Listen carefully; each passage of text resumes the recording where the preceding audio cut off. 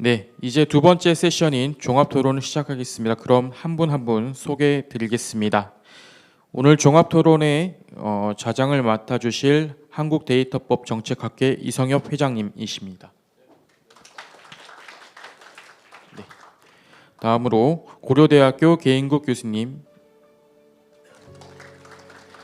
한양대학교의 선지원 교수님 참석하셨습니다. 법무법인 세종의 장준영 변호사님, 행정안전부 배일권 국장님, 개인정보보호위원회 양청삼 국장님, 국회입법조사처 박소영 입법조사관님, 경찰대학교 정혜련 교수님, 과학기술정보통신부 김경만 국장님, 방송통신위원회 신연규 국장님. 네, 그럼 마이크를 자장님께 넘기도록 하겠습니다. 예, 이성엽 회장님 부탁드립니다. 네, 그러면 종합 토론 시작하겠습니다. 오늘 그 네 가지 발제가 있었고요. 사실은 우리 AI 기본법의 주요한 쟁점들을 아주 깊이 있게 다뤄 주신 것 같습니다. 그래서 대부분 이제 법률 단계에서 조금 문제가 되는 조항들에 대해서 의견을 이제 주셨는데, 오늘 이걸 토대로 해서 각 분야의 그 전문가들 모시고 토론 진행하겠습니다.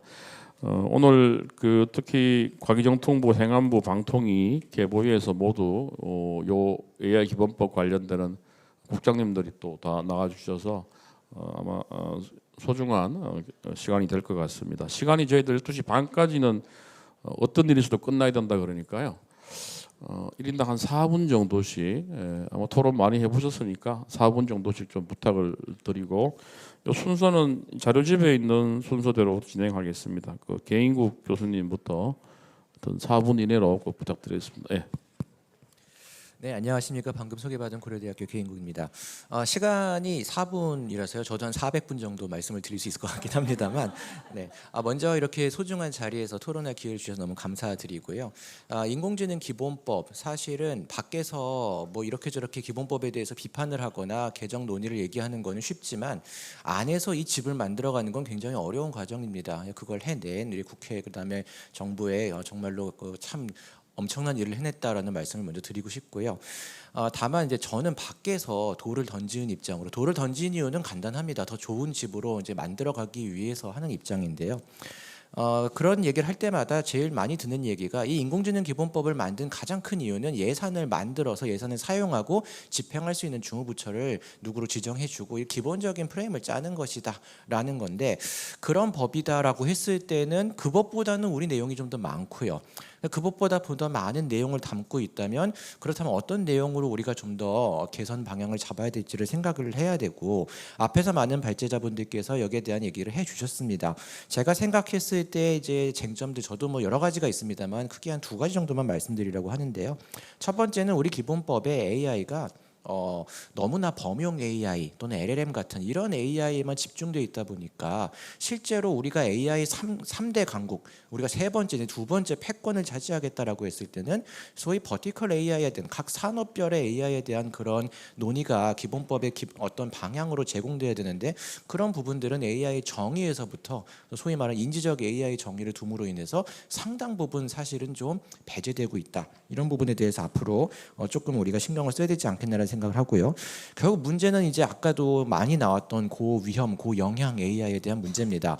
뭐 아까 윤혜선 교수님께서 고위험파와 고영향파가 나뉜다라고도 말씀하셨는데, 법학적인 관점에서 사실은 리스크 매니지먼트, 임팩트 어세스먼트라는 거는 여기서부터 여기까지라고 경계선을 그을 수 있는 그런 내용은 사실은 아니라고 저는 생각을 하고 있습니다. 결론만 여기서 말씀드리자면은 인공지능법에서 이 위험과 리스크 매니지먼트랑 임팩트 어세스먼트는 유럽연합법 역시 마찬가지입니다. 고위험, 하이 리스크이기 때문에 얘들은 전주기적인 매니지먼트가 필요하고 그 와중에 임팩트 어세스먼트가 강제되거나 의무화되는 경우가 있고 로우 리스크지만 얘들에 미칠 영향에 대해서 신뢰를 위해서 임팩트 어세스먼트를 하는 경우가 필요하다라는 것입니다. 자, 그렇다 보니까 어느 쪽에 더 강조를 두느냐 이거는 입법자가 정하는 나름이라고 볼 수 있습니다만 저의 제안 정도로 말씀드리면은 지금 우리의 법 자체의 체계는 아쉽지만 뭐 아쉽다라고 또는 뭐 어떻게 표현할 수 있는 리스크 매니지먼트의 기본적인 구도를 가져와서 정의 규정에는 하이 임팩트 AI가 들어있는 다소 조금 엇갈려 있는 그런 구조다라고 말씀드릴 수가 있어요. 그렇다 보니까 선택을 해야 되는데 아예 완전히 미국식으로 또는 캐나다식으로 임팩트 어세스먼트 쪽으로 갈 것인지 이렇게 될 경우에는 규제 관청의 권한보다는 오히려 기업의 자발적인 어떤 권고라든지 자발적인 자유 규제가 훨씬 더 강조가 될 것이고 그렇지 않고 리스크로 가게 된다면 좀 더 엄격한 체계를 우리가 설정할 필요가 있는데 고위험인 경우에 어떻게 임팩트 어세스먼트를 할 것인가 저위험인 경우에도 임팩트 어세스먼트를 어떻게 권고할 수 있고 이를 어떻게 자유규제를 통해서 이행해 나갈 수 있을 것인가를 우리가 만들어가게 됩니다. 그렇게 되면은 오히려 우리 AI 기본법에서 고위험 하이 리스크라는 것을 정의해 두고 임팩트 어세스먼트를 우리 인공지능 기본법의 중요한 원칙으로 두게 될 경우에는 이런 문제들 앞에서 발제자들께서 많이 말씀하셨던 각종 문제들을 조금 더 합리적으로 해소해 나갈 수 있지 않을까라는 저의 제언 정도를 말씀드리고요. 하지만 결과적으로 아까 윤희성 교수님께서도 말씀하셨던 그런 여러 가지 프로세스라든지 또는 앞으로의 개선 방향에 있어서는 이걸 리스크로 가든 임팩트로 가든 간에 이런 부분에 있어서는 상당 부분 좀 조율이 많이 필요할 것이다 라는 정도를 이 부분에서 또 말씀을 드리겠습니다. 간단히 한 가지만 더 말씀드리면은 오늘 또 여러 부처에서 나와 주셨는데요. 이 인공지능 기본법이 앞으로 타법과의 정합성을 어떤 식으로 고려할 것인가 이거를 그냥 하위 입법에만 맡겨두는 것이 올바른 방향인가에 대해서는 사실은 좀 더 많은 논의가 필요하고 특히 고영향 AI 정의 규정 같은 경우 유럽연합이라든지 미국에 있는 법을 사실은 차용했지만 실제로 유럽연합과는 우리 입법 구조가 상당히 다르고 미국에서 말하고 있는 부분과도 상당히 차이가 있기 때문에 그냥 그것을 표면적으로 가져와서 하위 입법으로 이를 해결한다. 하위 입법에서 타법과의 정합성까지 고려한다라고 하는 것은 다소 조금 위임 입법의 법리라든지 이런 부분에 있어서 어려움이 있을 것이다라는 정도를 말씀드리고 다시 한번 이 인공지능 기본법이 만들어지고 또 앞으로 이제 시행을 앞두고 있는데 이런 여러 가지 부분들에 있어서 과거에 우리가 생각했던 때 우리가 몇 년 전에 한참 유행했던 말이 있었죠. 4차 산업혁명. 이젠 유행에 지나서 말도 하지 않는데 어떻게 보면 이제 정말 4차 산업혁명이 시작되는 것일 수 있습니다. 기존의 법체계라든지 기존의 입법 방식, 기존의 어떤 입법의 전통 이런 것들을 다시 좀 해체해서 빠른 개선, 빠른 개정 또는 시행 전 개정까지 다양한 어떤 스펙트럼까지 우리가 생각해 볼 수 있는 그런 대전환기에 걸맞는 인공지능 기본법이 되기를 희망해 보면서 토론 마치겠습니다. 감사합니다. 네, 감사합니다. 네. 그 버티컬 AI라든가 이런 새로운 변화를 좀 반영하지 못한 것, 그다음에 위험과 영향에 대해서도 위험 기반으로 좀 영향을 보완하는 쪽으로 가면 좋겠다는 말씀 주셨습니다. 감사드리고 이어서 우리 박소영 국회 입법조사처 조사관님께 부탁드리겠습니다. 네, 안녕하세요. 저는 국회 입법조사처의 박소영 입법조사관입니다. 오늘 저희가 공동 주최하고 있는데 이렇게 많이 참여해 주셔서 감사드리고 지금 저희 토론까지 계속 계시는 한영수 법제연구원님께도 감사 인사를 드립니다. 오늘 GPT-5가 출시되었습니다. 저희 기술 쪽에 이제 관련된 친구들이 아침부터 정말 더 많이 성능에 뛰어넘었다는 의견을 보이더라고요. 하여튼 인공지능이 이렇게 빠르게 발전을 하다 보니까 인공지능 기본법이 만들어졌지만 그게 시작이고 앞으로 지속적인 제도적 정비와 정책 설계가 병행되어야 할 것 같습니다. 그리고 이제 이게 빠르게 변하는 분야에서의 입법이기 때문에 다른 분야보다도 입법부가 만든 틀과 이제 입법부 행정부가 많이 상호작용을 하면서 점차 이제 구체적인 틀을 마련해가는 것이 이제 인공지능 기본법의 과제라고 생각을 합니다. 그래서 저는 인공지능 기본법이 산업 활성화, 맥락 기반 규제, 생태계 전체를 아우르는 구조적 설계 측면에서 이제 세 가지를 간단히 말씀드리겠습니다. 첫 번째는 저는 인공지능 기본법에 산업 활성화를 위한 규제 개선 수단을 넣는 걸 한번 검토할 필요가 있다고 생각을 합니다. 정부가 최근에 이제 막대한 재정 투자를 하고 하고 전략 기술로 육성하고 있는데요. 기술 개발을 넘어 사실 이게 산업에서 활성화되기 위해서는 그 규제 환경이 유연한 측면이 필요합니다. 그래서 다른 법령에서의 여러 규제를 이제 완화하는 수단을 사용을 할 수는 있지만 인공지능 기본법의 현재 규정을 보면은 관련된 내용이 많지 않은 상황입니다. 그래서 국가인공지능위원회 심의 의결 사항으로 규제 개선 사항이 있긴 하지만 그냥 논하고 어떻게 권고할 수 있는 이런 수단은 없는 상태고요. 정부의 그런 노력 의무를 선언적으로 규율하는 정도에 이제 한정되고 있습니다. 그리고 이제 임시허가나 실증 특례 지원 대상도 국가 연구 개발 과제에만 좀 한정되어 있는 측면입니다. 그래서 이걸로는 이제 민간 주도가 그 인공지능 산업 서비스에서 운영하면서 맞닥뜨리는 그런 규제 장벽을 포괄적으로 해소할 수 없기 때문에 이런 부분을 좀 인공지능 기본법에 아니면은 별도의 이제 법률을 이용할 수 있으면 이제 어떻게 우리가 이런 부분을 해결할 수 있을지 전체적인 차원에서 한번 검토가 필요하다고 생각합니다. 그리고 두 번째로는 오늘 많이 이야기가 나온 것 같은데요. 인공지능 기술을 이제 사용 맥락으로 그 규제를 설정을 하되 점차 이제 기본법은 기본법으로서 동작을 하고 개별적인 규제 체계로 나갈 필요가 있는 것 같습니다. 그래서 인공지능은 위험성은 그 사용되는 용례에 따라서 크게 달라지는데 그러면 이런 용례에 따라서 이제 차등적인 규제를 이제 점차 추구해 나가야 된다고 생각을 합니다. 아직 이런 부분이 미흡을 한데요. 우리가 이제 좀 더 위험을 또 세분화하고 이런 건 이제 시행령에서 작업을 할 수 있는데 시행령에서 작업한 것이 다시 법에 좀 피드백이 오고 이런 작업이 필요하다고 생각을 합니다. 그리고 그래서 장기적으로는 그래서 인공지능 기본법이 어떤 틀을 마련을 하고 의료, 금융, 교통 등 분야별 개별법에서는 개별법 개정을 통해서 정교한 법제화를 완성하는 것이 필요하다고 생각합니다. 그리고 세 번째로 다들 이것도 앞에 나왔던 얘기인데 인공지능 생태계의 복잡성을 반영한 규제 구조 설계가 필요합니다. 그래서 인공지능 모델은 단일 사업자에게 완성되지 않고 데이터 제공자, 모델 개발자, API 제공자, 인터페이스 설계자 등 다양한 사업자가 참여하게 되는데 현재 규제 체계는 이런 세분화가 부족을 하기 때문에 이런 부분을 좀 더 세분화할 필요가 있다고 생각합니다. 네, 이상입니다. 네, 감사합니다. 네, 그 규제 개선 조항이 좀 포함되게 좋겠다는 거하고 다음에 개별법의 그 인공지능의 용례에 따른 좀 개정들이 필요하지 않겠느냐 말씀 주셨습니다. 다음에 한양대학교 선지영 교수님께. 네, 안녕하십니까.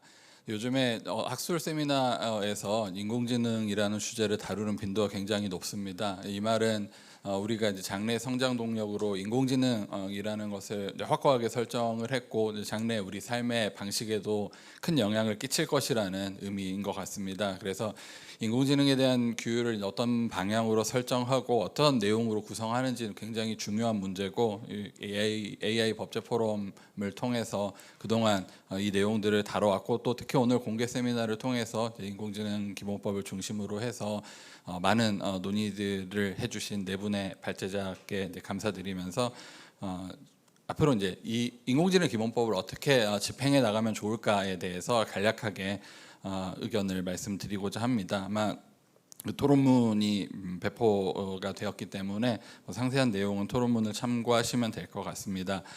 인공지능 기술의 특성을 우리가 먼저 생각해 봐야 될 것 같은데요. 이게 특정 영역에서 사용하는 단일한 기술이 아니라 많은 영역에서 이제 다양한 방식으로 사용이 될 수 있습니다. 그래서 같은 모델이나 같은 엔진을 사용하더라도 애플리케이션에 따라서 영향이 달라질 수 있고 심지어 같은 애플리케이션이라 하더라도 누가 어떤 방식으로 사용하느냐에 따라서 사회적인 영향 그리고 개인에게 미치는 영향이 달라질 수 있습니다. 그래서 이제 기왕에 인공지능 기본법이라는 규범이 그 정립이 됐습니다만 이것을 집행할 때 좀 세밀하게 각 사용 방식에 따라서 그 사용 방식에 따른 차이를 고려해서 좀 세밀한 집행이 필요할 것 같습니다. 그래서 그 모델에서부터 애플리케이션의 사용에 이르는 생애 주기를 좀 고려해서 접근을 해야 될 것이고 또 횡적으로는 어떤 영역에서 사용을 하느냐에 따른 그 차이를 좀 고려해서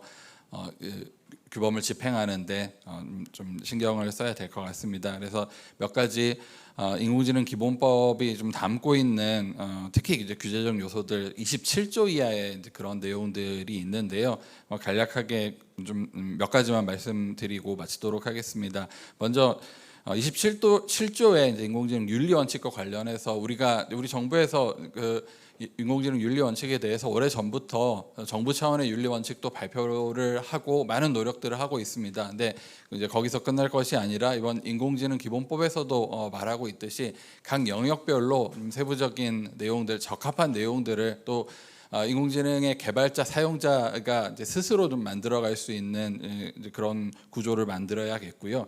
29조와 관련해서도 신뢰 기반 조성을 위한 시책을 마련을 해야 되는데 좀 개별 영역의 특성들을 고려해서 이제 거버넌스를 규정을 해야 되겠고, 저는 이제 사실 제일 말씀드리고 싶은 것이 35조의 기본권 영향 평가입니다. 그래서 그 사이에 있는 것들은 생략하고 기본권 영향 평가에 대해서만 말씀을 드리면, 이제 33조 이하의 그 고영향 인공지능에 대해서 이제 35조를 통해서 기본권 영향 평가를 하도록 하고 있습니다. 네, 그 고영향의 의미 자체에 대해서도 기술 자체를 기준으로 한 것이 아니라 그 기술, 인공지능 기술이 구체적으로 일으키는 반향을 기준으로 한 것이라는 점을 이제 직시를 하고, 각종의 이제 위험 관리 체계 또 영향 평가 방법론을 구축할 때도 이제 그런 세부적인 실제로 적용되는 내용들을 세부적으로 고민할 필요가 있을 것 같습니다. 그래서 인공지능 기본법이 담고 있는 여러 규율들이 모든 곳에 만능으로 적용될 수 있는 것이 아니다라는 점을 유념하면서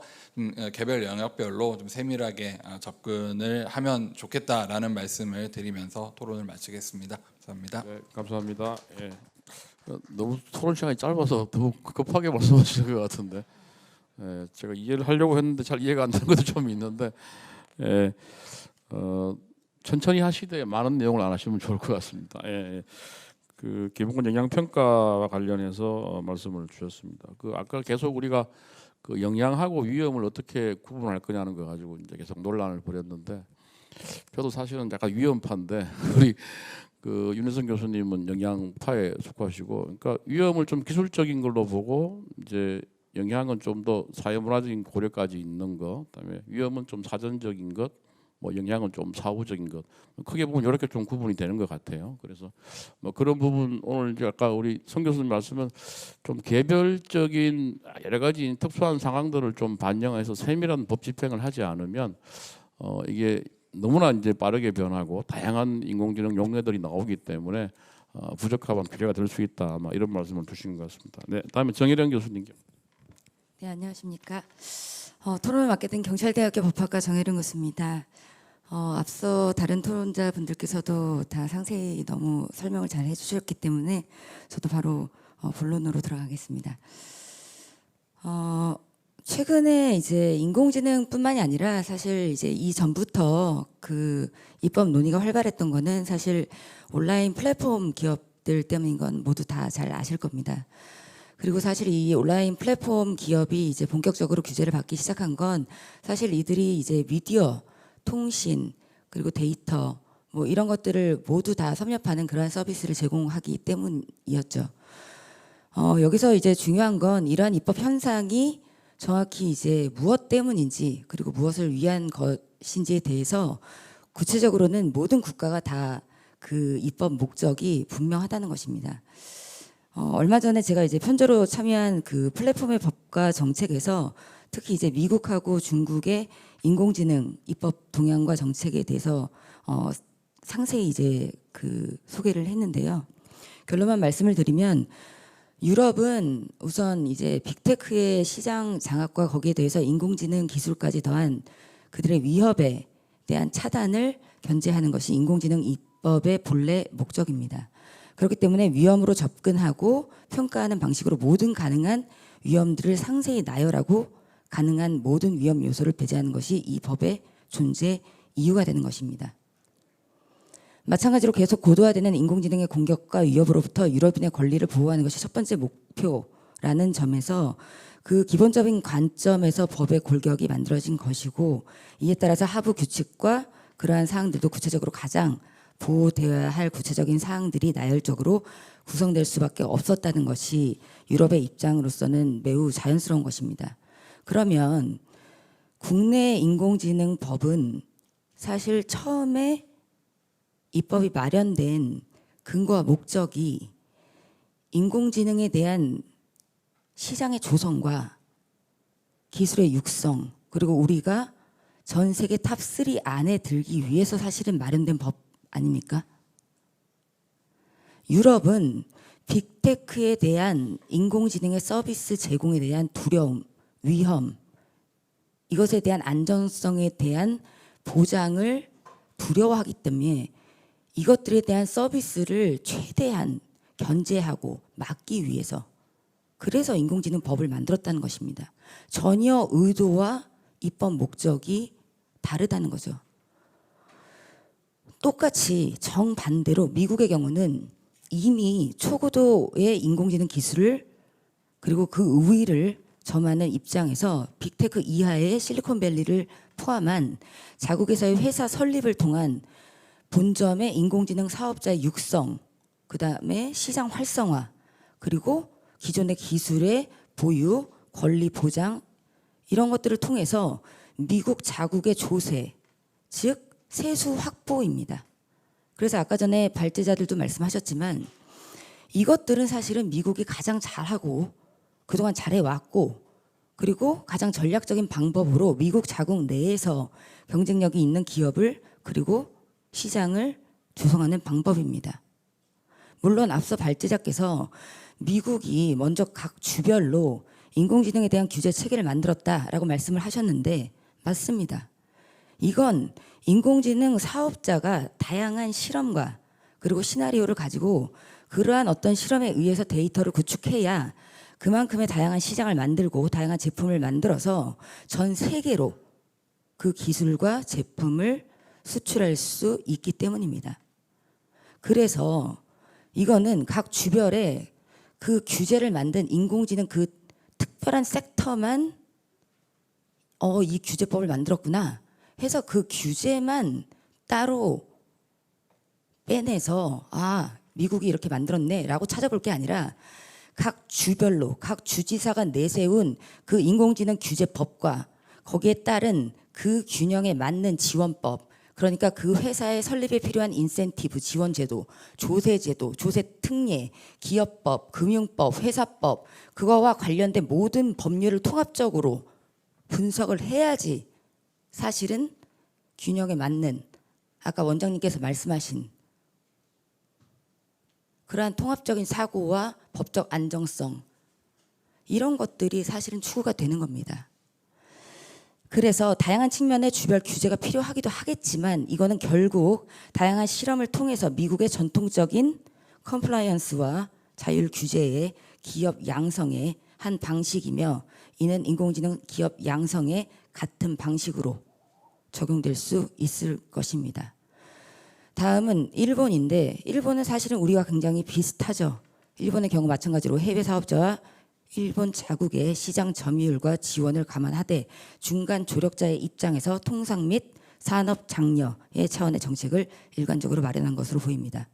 마지막으로 중국의 경우는 매우 중요한데, 이거는 안보 차원에서 굉장히 국가의 굉장히 강력한 드라이브를 걸어서 지금 정책을 마련하고 있습니다. 아주 빠른 속도로요.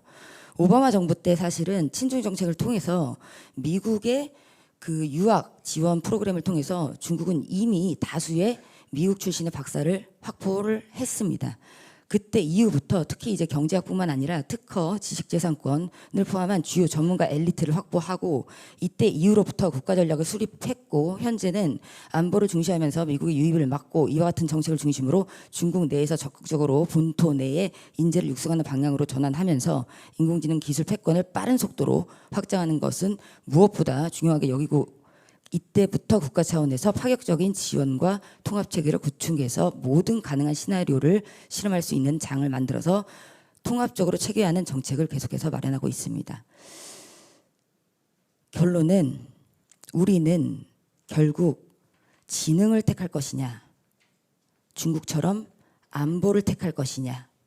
그래서 지능 법안을 만든다면 확실하게 미국의 시스템처럼 서비스 안정성과 영양 체계에서의 그러한 시나리오를 바탕으로 해서 기업에 대한 기업법과 회사법과 지원 체계와 통합적인 정부 차원의 강력한 시스템 구축 체계를 만들어서 다시 한번 지능법에 대한 고려를 해야 된다라는 것이 저의 결론입니다. 감사합니다. 네, 고맙습니다. 네, 네, 좀 시간을 많이 쓰신 것 같은데, 네, 다음에 그럼 우리 장준영 변호사님. 반갑습니다. 저희 범법인 세종 AI 센터 장준영입니다. 좀 빨리 임팩트 있게 토론을 진행하도록 하겠습니다. 저는 이제 오늘 세미나 주제가 혁신과 신뢰 사이의 균형적 해법인데 뭐 발제나 대부분 토론이 아무튼 이렇게 신뢰 즉 안전성 확보라든지 위험 관리에 조금 치중해서 말씀하신 경향에 있어서 저는 약간 혁신 발전 위주로 좀 제 생각을 말씀드리겠습니다. 아무튼 우리 뭐 AI G3에 해당된다는 것은 뭐 정부, 국회 여기 계신 모든 분들이 다 이제 추구하시는 방향이라고 생각을 하는데 여기에 있어서 이제 그럼 과연 AI 혁신 이제 글로벌 탑 2하고 격차가 벌어진 세 번째 국가가 아닌 거의 버금가는 세 번째 국가가 되기 위해서 어떤 부분에 좀 저희가 고민을 더 해야 될지 간략히 좀 말씀드리면 마침 이제 딱 일주일 후가 광복 80주년입니다. 그래서 이 소버린 AI 관점에서 우리가 발전할 때 더 중요시 여겨야 될 것들을 말씀을 드리면 뭐 AI 생태계를 이제 받치고 있는 큰 세 가지 축은 첫 번째 컴퓨팅 인프라, 두 번째가 인재, 세 번째 데이터라고 한다면 우리 AI 기본법에서는 이런 AI 인재를 양성하기 위한 법 규정이라든지 그리고 데이터 인프라 확충을 위해서 이제 AI 위원회에서 이제 심의를 할 수 있는 규정을 갖추고 있어서 대략적인 틀을 맞추고 있습니다. 근데 이제 데이터 학습 데이터 같은 경우 역시 이제 별도로 정부의 학습 데이터 활성화 이제 시책 추진 의무를 규정을 하고 있고 또 과기부로서는 이 AI 학습용 데이터 통합 제공 시스템을 구축하도록 의무화하고 있습니다만은 다만 이제 데이터 활용 학습에 있어서 가장 이제 중요한 그 안에 내재되어 있는 그런 리스크에 대해서는 솔직히 AI 기본법에서는 언급을 하고 있지 않습니다. 다만 이제 이게 주무부처들이 나눠져 있다 보니까 각 부처에서 그러한 리스크를 점진적으로 안전하게 해소하라는 그런 전제도 깔려 있겠지만 실은 이 인공지능법에서 그러한 리스크를 총괄적으로 관리하는 역할을 할 수 있는 그런 정책적인 추진도 필요하지 않을까 생각합니다. 여기서 가장 문제가 되는 것이 이제 데이터 학습 과정에서 발생할 수 있는 리스크입니다. 뭐 개인정보가 포함될 수도 있고 저작권이 포함될 수도 있고 영업기밀이 포함될 수도 있고 이제 그런 부분을 학습하는 부분에 있어서는 그러면 기존의 법제대로 하는 것이 맞느냐 조금 저는 다른 생각을 갖고 있는 게 AI 특히 우리가 뭐 독자 파운데이션 모델 이제 사업도 이제 엊그제부터 추진하게 했는데 그런 대규모 언어 생성 모델에 있어서 가장 중요한 것이 데이터고 그 데이터가 원본 그대로 활용되는 것이 아니라 구조나 패턴 위주로 학습된다는 부분을 조금 고민할 필요가 있다. 우리 AI 기본법에서도 데이터 학습에 대한 정의는 없지만 생성형 인공지능에 대한 정의 규정을 보시면 학습에 대한 내용을 조금 엿볼 수 있는 게 데이터의 구조나 특성을 모방해서 결과물을 생성하는 시스템이라고 정의를 하고 있습니다. 즉 적어도 이제 생성형 AI 모델에 있어서는 이 데이터가 원본 그대로 학습되는 것이 아니라 구조나 특성을 모방하는 것을 학습이라고 전제해서 규정을 하고 있습니다. 따라서 이제 제가 말씀드리고 싶은 것은 모든 AI, 판별형 AI를 포함한 모든 AI 시스템 학습은 아니라 적어도 생성형 AI 학습에 있어서는 우리가 기존에 정확한 원본 그대로 학습하는 것이 아니라 구조나 패턴을 학습한다는 것을 전제로 기존의 이제 데이터 고유의 그런 리스크를 규제하던 법리하고 약간의 차별점을 우리가 AI 기본법을 통해서 인정할 수도 있는 기반을 마련할 수도 있지 않을까 그런 생각을 하고 이 부분은 뭐 단기간에 해결할 수 있는 건 아니지만 컴퓨팅 인프라나 인재에 비해서는 보다 빠른 시간 내 패러다임의 전환만으로도 우리가 선진국 탑2를 더 능가할 수 있는 데이터 활용 기반을 만들 수도 있는 영역이라고 생각하기 때문에 이 부분을 위주로 말씀을 드렸습니다. 예, 감사합니다. 네, 감사합니다. 네, 아까 소개를 못했는데 우리 구글 코리아의 박선민 상무님. 예. 예, 안녕하십니까. 구글 코리아 박선민 상무입니다. 내용을 좀 여러 개 적어왔는데 시간이 없고요. 시간이 없는데 저희 사업자들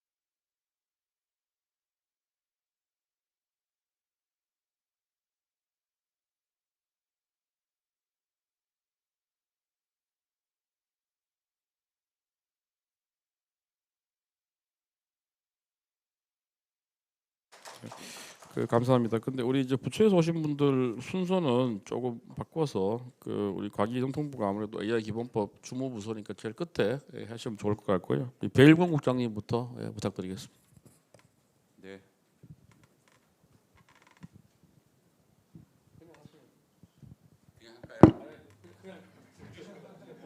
여보세요. 네. 잘 들리시죠? 네. 저는 행정안전부에서 공공 쪽 AI 도입하고 활용하는 것들을 역할을 하고 있습니다. 그래서 저는 이제 인공지능 기본법 만드느라고 되게 수고는 하셨는데 근본적인 고민들이 있어요. 왜 인공지능 사업자를 정부나 공공 부분까지 포함시켰을까? 차라리 따로 규정을 했으면 더 명확했을 텐데 어떤 지능의 목적인 거고요. 사실은 공공이나 정부에서 AI를 도입을 한다는 거는 그냥 단순하게 AI 서비스를 하는 게 아니라 행정 권한의 일부를 AI라는 기술에 위임하는 그런 측면이 있어서 민간에서 서비스를 그냥 단순하게 제공하는 거랑은 완전히 좀 다른 차원이라서 이 부분은 사실은 규제가 정확하게 필요한 부분들입니다. 그리고 행정 서비스라는 게 AI로 제공했다고 그래갖고 내가 받기 싫다고 해서 안 받을 수 있는 건 아니지 않겠습니까? 그래서 구속력이라든지 배타성 측면에서도 민간에서 그냥 단순하게 서비스를 제공하는 거랑은 완전히 틀리고요. 그 다음에 정부에서 특히 아마 그 영향들이 상당히 많은 부분들이 정부일 것 같아요. 대규모 민감한 데이터들도 많이 가지고 있고 사실은 지금은 초기 단계지만 앞으로는 각 부처들마다 이런 되게 민감한 데이터들을 가지고 AI 서비스를 할 겁니다. 예를 들어서 국세청에서 탈세를 이제 적발을 하겠다라는 이런 AI 시스템들 도입하는 계획들도 가지고 있어서 그렇게 되면 이런 데들에 대한 규제에 대한 영향 평가는 그냥 노력만 하면 되냐 그런 생각을 가지고 있어요. 그래서 저희는 좀 데이터 기반 행정법을 좀 바꿔서 공공 부분에 인공지능 및 데이터 기반 행정법을 바꿔서 공공 부분에 어떻게 하면 인공지능을 도입을 하고 활용을 활성화하는 측면들도 있지만 신뢰성, 안전성을 확보하는 방안들에 대해서 인공지능 기본법에 좀 충돌 안 되는 범위 내에서 좀 여러 가지들을 규를 하고 있는데 제일 고민이 많은 부분이 영향 평가 부분입니다. 그래서 공공 쪽은 제가 아까 전에 말씀드렸다시피 그냥 단순 AI 서비스를 하는 것들이 아니고 권한의 일부를 하고 그 국민들의 생명이라든지 신체라든지 여러 결정권에 지대한 영향을 미칠 수 있는 것들이 상당히 많아서 영향 평가들을 좀 받도록 하고 그다음에 그거에 대해서 시정이 되도록 이런 절차들이 분명히 필요하다고 하고요. 그다음에 이런 것들이 사실은 시정이 이루어지지 않으면 이제 민간에서와 틀리게 이것들은 행정의 어떤 절차적인 하자의 문제일 수도 있어서 좀 그런 측면에서 좀 다른 크게 충돌하지 않는 범위 내에서 좀 다른 규제 설계를 좀 고민을 하고 있고 이 부분은 이제 민간 기업을 규제를 하는 건 아니고 공공 정부 기관들이라든지 그다음 공공기관들이 이런 인공지능 사업자로서 역할을 할 때의 규제를 하는 것들을 좀 고민을 하고 있어서 전문가분들도 좀 같이 좀 고민을 해주셨으면 좋겠습니다. 민간을 규제하는 것과 정부를 규제하는 것은 또 완전히 다른 차원의 문제이기 때문에 이걸 조금 나눠서 접근하면 좋지 않을까 싶습니다. 네, 감사합니다. 네, 감사합니다. 예. 저도 그 행안부가 사실 이런 토론 자리에 잘 나오지 않는데 아마 공공 부분의 AI 도입도 되게 중요한 이슈여서 특히 지금 데이터 기반 행정법을 좀 AI 시대에 맞게 개정해서 AI 기본법에 충돌되지 않도록 하겠다는 말씀은 바람직한 방향으로 이렇게 보입니다. 감사드리고요. 다음 방통위의 신영규 국장님. 네, 안녕하십니까. 방통위 이용자 정책국장입니다. 먼저 이렇게 새 정부가 이렇게 출범하고 나서 인공지능 법제 전반에 대해서 이렇게 한번 돌아볼 수 있는 토론의 자리를 마련해 주신 거에 대해서 되게 감사드리고 불러주셔서 감사드리고요. 오늘 발제하신 분들 발표도 되게 인상적으로 들었고요. 굉장히 통찰력 있는 발표 그리고 정책 제언들 많은 참고가 될 것 같습니다. 최근에 이제 미국 쪽에서 뭐 AI 액션 플랜을 발표하고 좀 공세적으로 나오고 있어서 사실은 그 인공지능 법제와 관련해서 어떤 논의 방향성 같은 게 조금 불투명해진 측면도 좀 있는 것 같고요. 향후에 어떻게 보면은 완전히 새로운 관점에서 또 다른 뭐 새로운 논의를 해야 될 수도 있겠다 이런 이제 좀 우려가 좀 있기는 한데 어쨌든 지금 현재 상황에서 제가 이제 생각하는 바를 간략하게 말씀을 드리겠습니다. 오늘 사실은 인공지능 기본법 자체는 인공지능 지능과 규제를 포괄하는 법이지만 오늘은 주로 다 이제 규제 쪽 측면을 주로 발표를 해주셨기 때문에 저도 이제 규제 관련해서 말씀을 좀 드리려고 하고요. 인공지능 시장에서도 당연히 이제 뭐 공정 경쟁이라든가 이용자 보호 측면에서 규제는 필요한 거고 그 규제가 결국은 뭐 자율 규제든 뭐 법적 규제든 이렇게 이런 형태로 나타나게 될 텐데. 먼저 이제 규제 정책 방향에 대해서 살펴보기 전에 이제 규제 정책 방향을 설정하기 위해서는 뭐 새 정부가 출범을 했기 때문에 새 정부에서 과연 어떠한 경제 정책 비전을 갖고 있고 규제 정책 방향성을 갖고 있는가 이런 부분에 대해서 좀 볼 필요가 있다고 생각이 되고요. 새 정부의 이제 물론 국정기획위원회에서 좀 더 구체적으로 이제 방향성에 대해서 논의가 이루어지고 있지만 기본적으로 공약을 살펴보면은 신산업을 육성하겠다. 경제정책 비전이 이제 신산업을 육성하겠다. 그리고 신산업 육성을 위해서 뭐 중소벤처라든가 과학기술 관련된 생태계를 조성하겠다. 그리고 공정경제를 이룩하겠다라는 크게 이제 세 가지 섹터, 세 가지 축으로 볼 수 있는 것 같고 그건 이제 큰 틀에서 보자면 결국은 신산업 육성을 통해서 경제를 성장시키겠다. 근데 그렇게 하기 위해서는 어떻게 보면 이제 선순환 생태계 조성이 필요하니까 규제 개선 내지는 합리화가 필요하고 그래서 전반적으로 규제 체계를 포지티브에서 네거티브 방식으로 전환을 하겠다라는 게 공약의 내용 포함된 내용으로 생각이 되고요.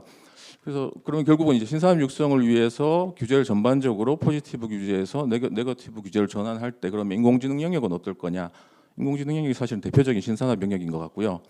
그래서 지금 현재 사실 논의되고 있는 대부분의 내용들이 어떻게 보면 약간 포지티브 규제 방식이긴 한데 이 부분에 대해서 지금 시점에 조금 한 번 더 이게 과연 최선의 방법인지 제일 가장 적절한 방법인지 이런 부분에 대해서 좀 고민이 필요하지 않을까 하는 생각이 조금 있고 제가 항상 이제 기회가 된 말씀을 드리는데 규제는 지능에 비해서는 굉장히 신중하게 법제가 도입되어야 된다라는 거고요.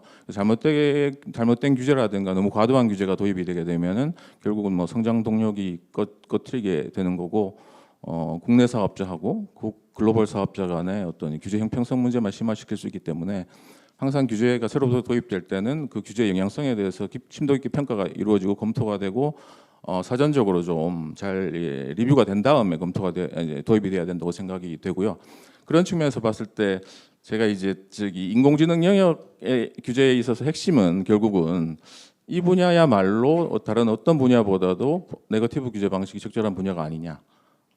말씀 뭐 다 아시겠지만 이제 포지티브 규제라는 게 결국 이거잖아요. 이렇게 해야지 사업을 할 수 있게 된다라는 거잖아요. 근데 그게 과연 인공지능 영역에서 맞는 거냐? 오히려 이건 하지 마. 대신에 그거만 안 하면 나머지는 사업자들이 자율적으로 알아서 하면 돼. 이런 이제 네거티브 방식이 더 적절한 거 아니냐라는 생각이 좀 들고요.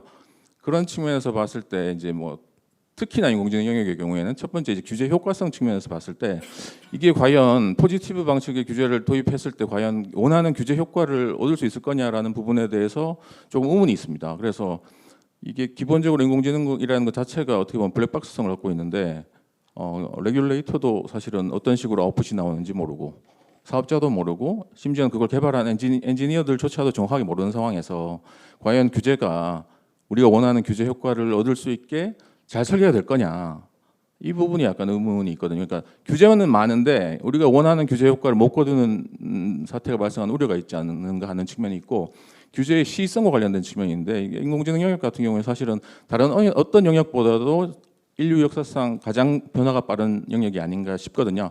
2022년 말에 챗GPT가 나오고 최근에 뭐 구글 이제 I/O에서 발표한 뭐 에이전트라든가 아니면 자율 진화형 인공지능 이런 것들이 나오잖아요. 그런데 이 상황에서 포지티브 규제 방식으로 해서 과연 시의적절하게 규제가 설계가 되고 그게 계속 업데이트가 될 수 있을 거냐 하는 부분이 조금 우려가 되는 부분이 있어서 뭐 이게 이런 경우는 사실은 AI 기본법에서 EU에서도 이미 그런 부분에 대한 우려들이 나타나고 있죠. 그래서 그런 부분들이 좀 우려가 되기 때문에 네거티브 규제 방식도 상당히 좋은 방법이 아닐까 하는 생각이 들고 결국은 지금 현재 이제 시장에서 사실은 이제 나타나고 있는 문제점이라든가 아니면 이용자들이 직접적으로 불편을 느끼고 있는 부분이 어떤 거냐를 봤을 때 뭐 저희 쪽으로 사실 민원들도 들어오는데 뭐 딥페이크 성범죄물 유통이라든가 아니면은 아동 청소년이 청소년 유해 매체물에 자유롭게 접근을 할 수 있는 액세스의 문제 이런 것들이 생기고 있거든요. 그러니까 그런 부분에 대한 수요 측면에서의 이용자 불편을 해소하기 위해서는 그래도 이제 포지티브 규제 방식보다는 사후적으로 이렇게 적용할 수 있는 네거티브 규제가 조금 더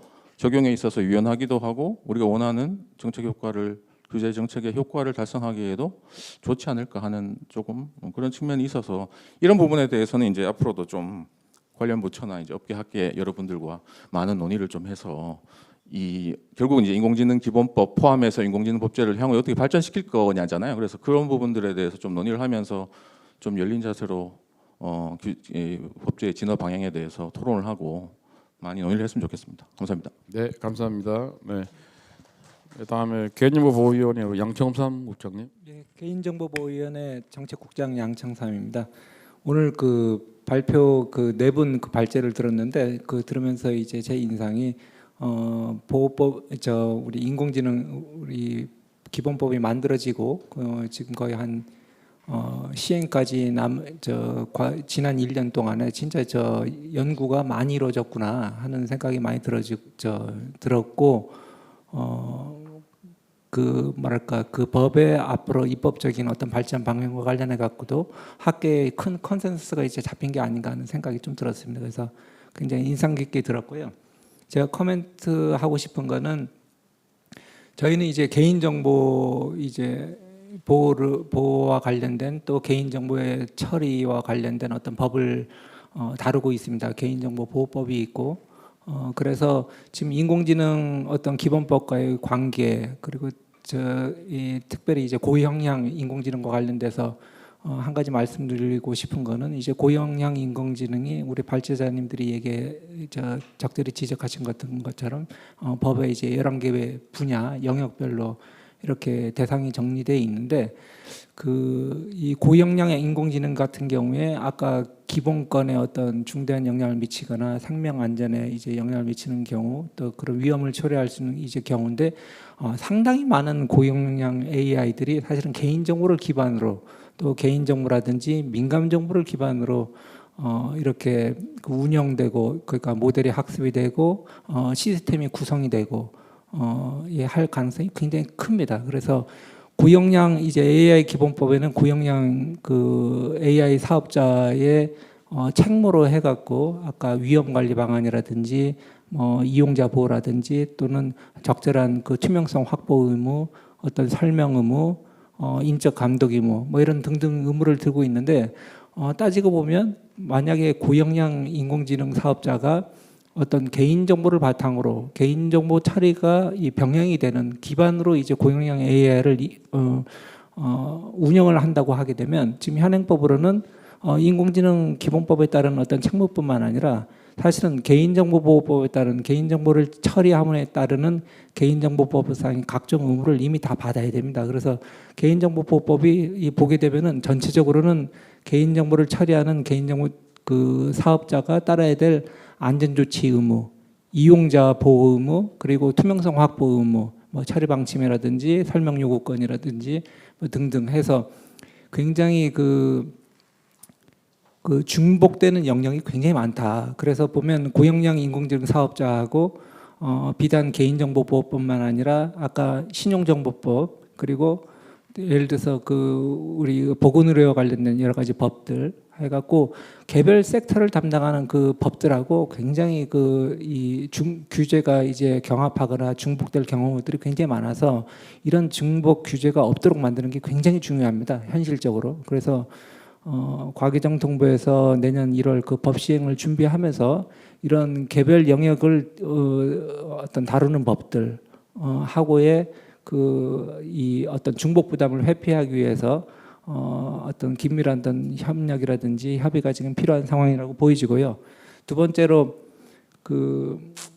지금 이게 인공지능 기술이 워낙 이제 빠르게 발전하고 하다 보니까 이제 이런 문제가 나타나는 것 같은데 아까 여러 이제 발제자님들께서 수범 인공지능 기본법의 이제 수범 대상이 명확하게 정의가 되어 있는가 이런 부분에 대한 지적이 굉장히 많았습니다. 이제 전체적으로 인공지능을 우리가 시스템을 이용자들한테 제공하는 데 측면에 있어서는 모델도 쓰이고요. 이 모델은 자체 개발할 수도 있고 타사의 모델을 쓸 수도 있고 뭐 API를 갖다다가 이제 호출해서 쓸 수도 있고 그것뿐만 아니라 여러 가지 필터라든지 데이터베이스라든지 렉 같은 검색 베이스 이런 것들을 이제 쭉 구성해서 시스템을 구성을 하게 되는데 이 과정이 굉장히 지금 다이내믹하게 전개가 되어 있고 이게 국내 사업자만 관련된 게 아니라 해외 사업자까지 다 연결되어 있는 큰 글로벌 어떤 공급망 내에 있게 됩니다. 그래서 따지고 보면 그렇게 다양하게 얽혀 있는 그런 오퍼레이터들 간의 권한과 책임을 적절하게 이 정의하는 게 굉장히 중요한데 이 부분이 굉장히 다이나믹하게 변하다 보니까 지금 기본법에서 이 도대체 법이 정하는 어떤 책무를 이행하는 데 있어서의 수범 대상이 이제 또렷한지와 관련해 갖고 굉장히 지금 모호성이 있는 상황이어서 이 부분을 지금 효과적으로 잘 정리해 나가는 게 필요하다라고 보여지고 아까 인공지능 기본법과 개별법과의 어떤 중복하고 충돌되는 부분, 아까 수범 대상에 있어서의 이런 다양한 층위에서 수범자들 간의 어떤 권한의 어떤 책임의 어떤 이 분배 부분 이런 부분들이 지금 증폭이 결합되면서 이제 법률적 그러니까 명확성이라든지 이런 부분에서 조금 이제 개선해 나갈 부분이 있는 것 같고요. 전체적으로 보게 되면 인공지능과 관련해 갖고 우리가 어떻게 따지고 보게 되면 인공지능의 모델과 시스템을 구성하는 전체 이 생태계에서 리스크하고 취약 요인 이런 부분에 대해서 아직 우리가 적절하게 평가하고 측정된 어떤 이런 지식들이 부족한 게 아닌가. 그래서 사실 그런 이 리스크의 어떤 식별과 관리 이런 측정들이 정확하게 돼야 어떤 포인트로 규제할 것인가가 정확하게 나올 수 있는데 이런 부분들에 대해서도 좀 투자가 앞으로 연구라든지 투자가 굉장히 많이 이루어질 필요가 있겠다 하는 말씀드리겠습니다. 네, 고맙습니다. 네, 감사합니다. 시간이 지금 얼마 안 남았는데 우리 마지막으로 김경만 국장님께 부탁드리겠습니다. 네, 반갑습니다. 가기정통부 김경만 국장입니다. 인공지능법 하면은 제가 여러 가지 일들을 하고 있는데 숙제를 못 하고 있다는 그런 기분이 많이 드는 것이고요. 그리고 이 숙제를 내놓으면 과연 이거 얼마나 점수를 받을까 하는 개인적인 생각도 많습니다. 근데 제가 드리고 싶은 말씀은 저희가 작년에 인공지능법을 통과시킬 때도 이 법이 완전한 법이 아니고 논의의 출발점이고 이 법을 통해서 이제 개선점을 찾자고 하는 취지에서 이 법이 출발을 했다고 보고요. 오늘 네 분 말씀 주신 것처럼 이제 논의의 근거가 있으니까 이런 개선점도 도출이 되는 것 같습니다. 저희 가기정통부의 입장에서는 결국은 법이 완성이 되려고 그러면 하위법령까지 일관된 논리 구조와 규범 체계를 가져야 되는데 아시다시피 이제 인공지능법 자체가 빠른 기술도 반영을 해야 되고 지능 정책도 넣어야 되고 규제 정책도 넣어야 되기 때문에 이런 여러 가지 혼재된 상황에서 처음 만들어지는 법이 완전해질 수 있다고 저희는 생각하지 않습니다. 그래서 오늘 주신 말씀들이 사실 인공지능법이 좀 더 발전하는 데 있어서 도움이 되는 근간이라고 생각을 하고 있고요.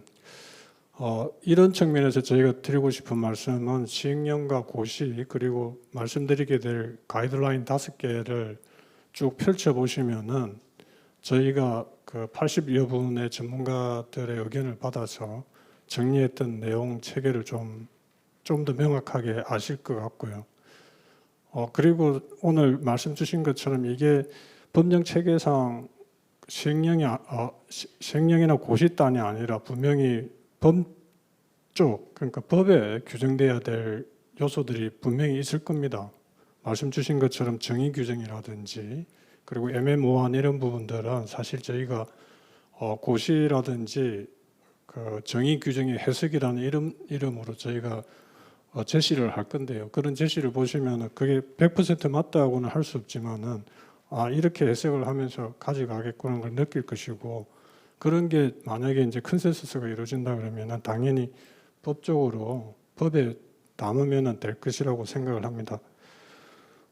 관련해서 고용량이나 고위험 이런 부분들도 저희가 고용량을 좀 좁게 해석하는 위험 기반의 해석을 하는 걸 좀 고민하고 있다고 말씀을 드리고요. 사업자 측면에서도 개발 사업자나 이용 사업자 그리고 이용자, 영향을 받는 자에 대한 이런 부분도 저희가 사례를 통해서 좀 말씀을 드리겠습니다. 근데 그런 것들이 100% 커버를 할 수 없다고 저희는 생각을 하고 있고요. 그래서 이제 그런 가이드라인이나 고시를 보시면서 적극적으로 의견을 좀 개진해 주시면은 그게 또 논의의 플랫폼이 되었으면 하는 생각이 듭니다. 마지막으로 말씀드릴 게 결국 기간이 짧다고 말씀을 주셨고요. 저희도 기간이 짧은 것도 알고 있고 불안정한 규제로 시장을 혼란스럽게 하고 싶은 생각이 전혀 없습니다. 그래서 이제 저희 장관님께서도 계도 기간 이런 말씀을 주셨고요. 저희도 조금 운영함에 있어서 탄력성을 가지고 이 법을 좀 운영하고자 하고 있고요. 조만간에 개인적으로는 숙제인데 말씀드린 대로 이제 시행령이라든지 고시 가이드라인을 저희가 좀 공개를 하게 되면은 많은 비판도 있을 것이라고 생각을 하지만은 그게 완전하지 않다는 전제하에서 여러분들께서 좋은 의견 주시면은 같이 다듬어가고 그리고 그게 만약에 이제 계도 기간이 있다 그런다면은 그 계도 기간 동안에 좀 더 기술 발전도 받아들이고 우리 사회가 수용할 수 있는 수용성도 좀 높일 수 있는 그런 기간이 될 것이라고 생각을 합니다. 그래서 조금 늦었다는 말씀 좀 죄송드리고 조만간에 발표가 되면은 많은 의견 주시기를 당부드리겠습니다. 이상입니다. 네, 감사합니다. 네.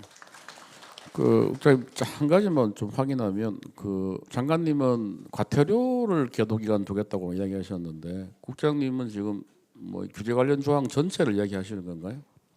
근데 그게 이제 지금 아시다시피 의견들이 조금씩 다르기 때문에 제가 뭐 개인적인 생각을 말씀드리기도 지금 이 자리에서는 부적절한데 크게 세 부류로 나눌 수 있을 것 같아요. 하나는 뭐 시민단체나 이런 분들에서 그래도 최소한 규제가 있어야 되니까 규제는 그대로 시행을 하자고 좀 불안전하지만은 이렇게 말씀을 주시는 분이 계시고요. 또 잘 아시겠지만은 규제 파트에서만 3년 유예하자는 법이 지금 제출이 돼 있지 않습니까? 그러니까 규제 영역만 그냥 3년을 유예하자고 이렇게 이야기를 하시는 분이 있고요. 장관님께서 이제 말씀을 하신 부분들은 과태료의 계도 기간을 유연하게 가지자 이런 측면인데 두 번째하고 세 번째의 차이점은 뭐냐 하면은 두 번째 같은 경우에는 규제를 3년 동안 아예 하지 않는다고 이야기하면은 제가 볼 때는 이제 지금 저희가 준비하는 고시라든지 가이드라인이라든지 업계에서 컴플라이언스를 위해서 좀 준비해야 될 이런 것 자체가 아예 안 할 수도 있거든요. 그러면 과연 인공지능 기술이 빨리 발전을 하고 저희 사회가 필요 최소한의 룰을 만들려고 할 때 어느 정도의 베이스가 되는 토론이 될 수 있는 규범이 있어야 되는데 그 자체도 안 할 수 있다는 좀 생각이 들고요. 그래서 장관님께서 말씀하신 요지는 아마도 제공은 해드리는데 그게 지금 당장의 강행 규정이나 그 압박을 주는 것보다는 논의를 연장할 수 있는 논의를 할 수 있는 그런 의미에서 계도 기간 설정이라고 생각을 합니다. 그래서 제가 이제 좀 정리해서 말씀을 드리면은 저희 입장에서는 국회가 만든 법을 이행을 해야 되는 행정부고요. 행정을 하면서 행정명령, 행정법규에 해당되는 부분을 좀 더 자세히 만들어야 되는 부처의 입장에서는 현행법을 존중 안 할 수가 없는 상태고요. 그렇지만은 법이라는 게 우리 사회의 컨센서스를 통해서 이루어지는 거기 때문에 말씀드린 세 가지 영역에 대해서는 논의 과정에서 얼마든지 이야기가 될 수 있지 않을까 이렇게 생각을 합니다.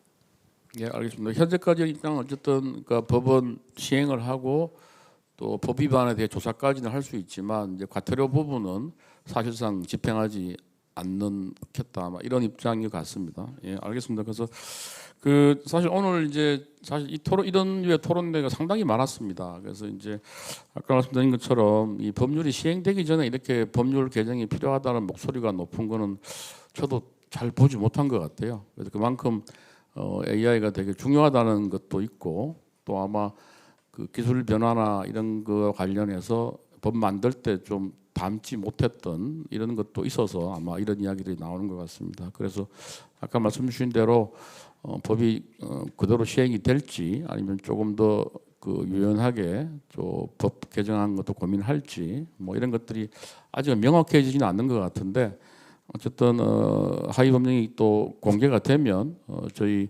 포럼에서도 계속 같이 좀 논의를 진행하도록 하겠습니다. 오늘 하여튼 장시간 우리 발제 패널 해주셔서 감사합니다. 감사합니다. 네, 열띤 토론을 진행해 주신 자장님과 토론 패널 분들에게 뜨거운 박수 다시 한번 부탁드립니다.